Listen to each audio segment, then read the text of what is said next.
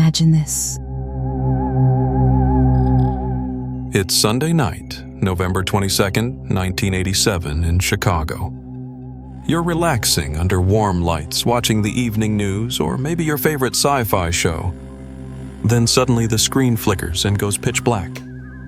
You click the remote again and again, but the TV stays dead. Think it's just a glitch? Look at the screen again.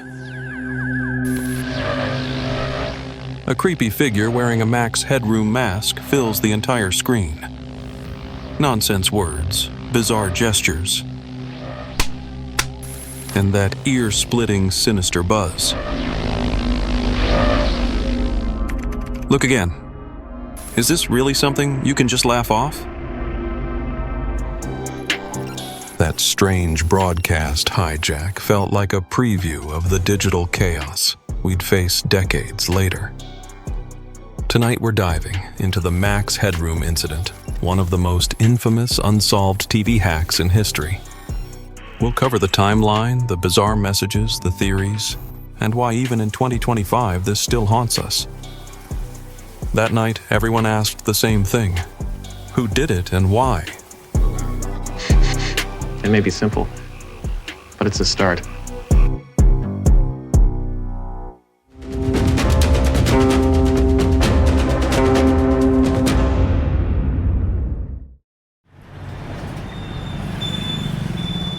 In the late 80s, TV ruled everything. There was no streaming, no firewalls, no safety nets like today.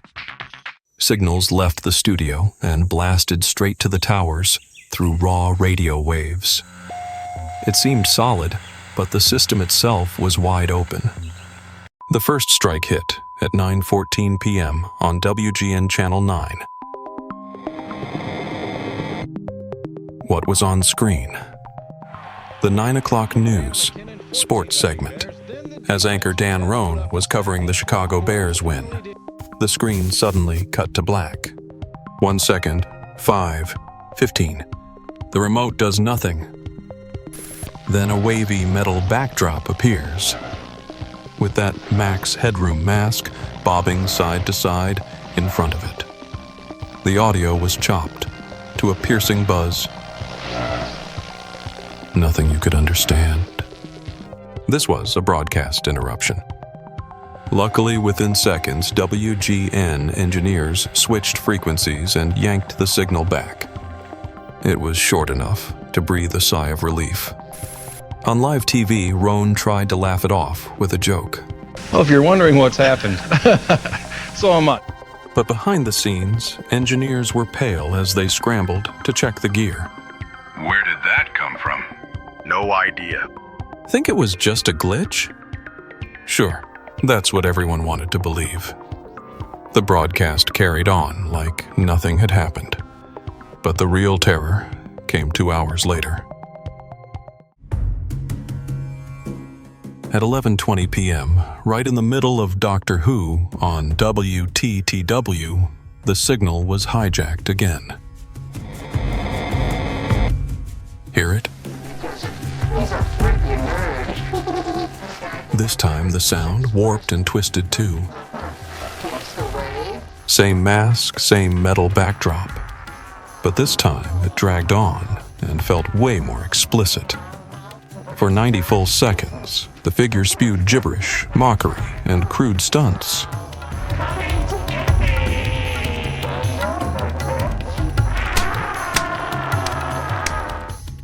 Picture the families at home, frozen faces, hands stuck on the remote. But the remote was useless. Just 90 seconds. But in that time, every living room in Chicago became his stage. The next morning, newsrooms and headlines exploded with the story. TV signal pirate hijacks Chicago. Some joked about aliens and others whispered about Soviet interference. But beneath the nonsense, there was a clear intent hidden in the chaos.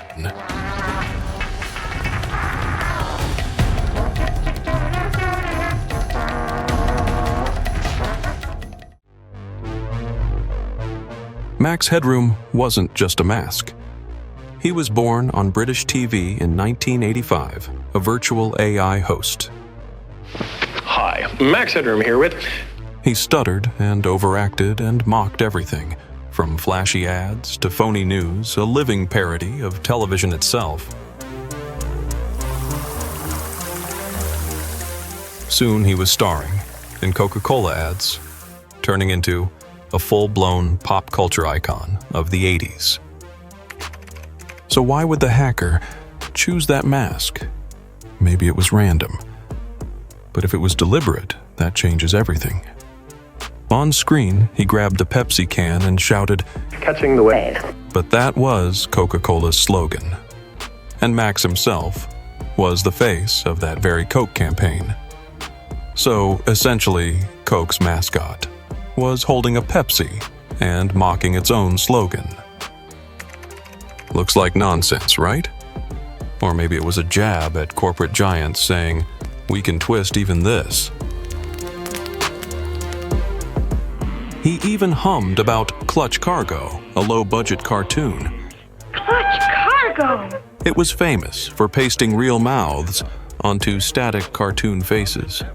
We're stranded! Maybe the hacker was mocking TV's cheap illusions. He piled on jabs at WGN and random names, and cryptic lines like, I still see the X. On the surface, it was chaos, but layered underneath was satire. What are they after? Maybe it wasn't a joke at all. It could have been an attack on TV's power and the trust we placed in the screen itself. Was it nonsense? Or a coded protest? The final spanking skit was crude and absurd.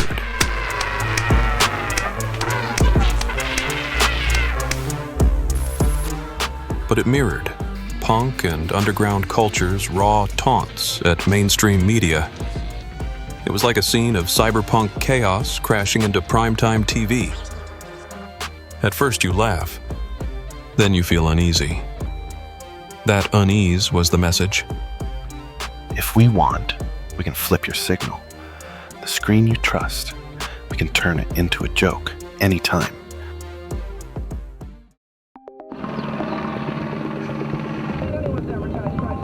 The FCC and FBI jumped on the case immediately. Hijacking a broadcast wasn't a prank. It was a serious federal crime. Chicago's video pirate could face a jail sentence and fines for his freelance exercise. But the result was shockingly empty. The culprit was never caught. By 1992, even the statute of limitations had run out. With thousands watching live, how did it all just end like this? The key was something called the capture effect. A stronger signal simply bulldozes over the weaker one. Back then, everything was analog, and safeguards against this were almost non-existent. All you needed was two things.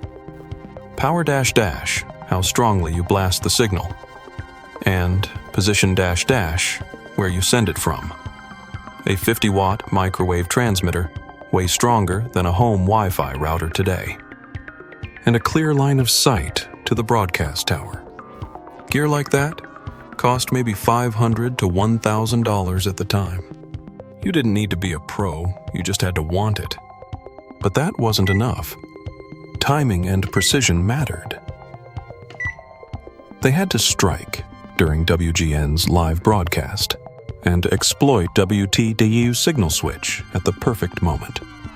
Fire the signal for seconds, then shut it down instantly. That level of finesse doesn't look random. It looked carefully planned and executed, which sparked theories. Was it an inside job? Maybe someone who knew the station's systems inside out. Was there a guiding hand from within? Others saw it as performance art. Max Headroom mocked media power already, so maybe this was just theater aimed at the same targets. Some still say it was nothing more than a prank, maybe reckless college kids or radio hobbyists. But pulling it off twice? That's hard to dismiss as luck. Online, some linked him to Captain Midnight, another broadcast hijacker. But evidence never surfaced, only speculation. And then there was the tech gap. The hijacks lasted seconds. The transmitter cut off immediately. In a dense city, radio waves bounced everywhere, making tracking nearly impossible. Today, triangulation would nail them in minutes. But in 1987, the puzzle pieces just weren't there. It smelled like a pro's work, but all they ever found was smoke. Were all the theories wrong? Or was there a deeper purpose behind the hijack?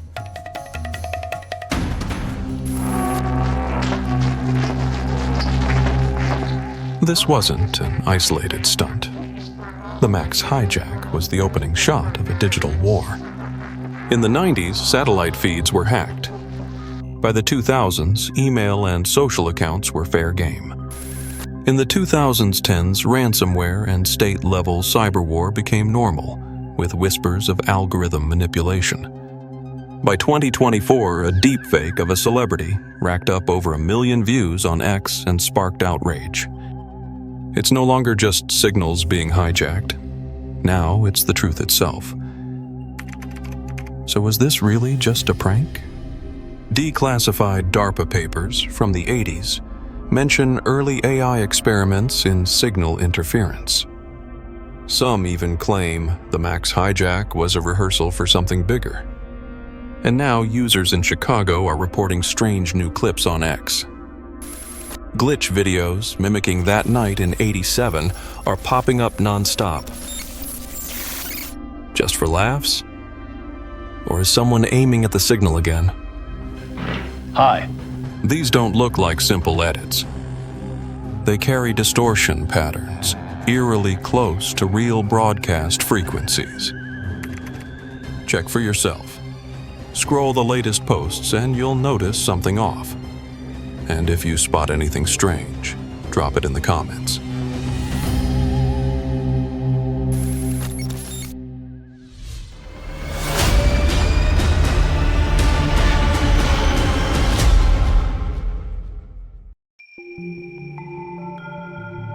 Don't miss out on the next content. Subscribe, like, and turn on notifications.